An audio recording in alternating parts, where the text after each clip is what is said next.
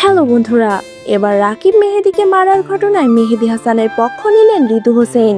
এমনকি লাইভে এসে রাকিব হোসেনকে দোষারোপ করছেন তিনি।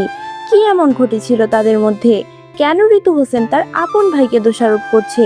তাহলে কি মেহেদী ঋতুকে আলাদা করার প্রতিশোধ নিচ্ছে ঋতু হোসেন? চলুন পুরো ঘটনা জেনে আসি।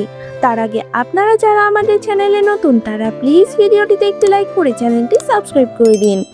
মেহেদীর ভুল ছিল, আমার ভুল ছিল, যাই হোক ভুল সবারই ছিল, ঠিক আছে। মেহেদী একটা কথা বলছে সেটাই মাইন্ড নিতে পারে। আপনারা দেখতেই পাচ্ছেন আমার মনটা অনেক খারাপ।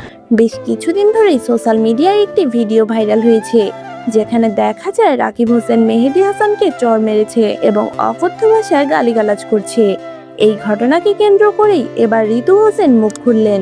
তিনি জানিয়েছেন, বন্ধুত্বের মাঝে ঝামেলা হওয়া স্বাভাবিক ব্যাপার, কিন্তু অতিরিক্ত বাড়াবাড়ি ভালো নয়। বন্ধুত্ব নষ্ট হয়ে যায়। বন্ধুরা, আপনারা কি কিছু বুঝতে পেরেছেন? ঋতু হোসেন এই কথা দ্বারা কি ইঙ্গিত করেছেন এবং কাকে ইঙ্গিত করেছেন? তাড়াতাড়ি কমেন্ট করে জানিয়ে দিন।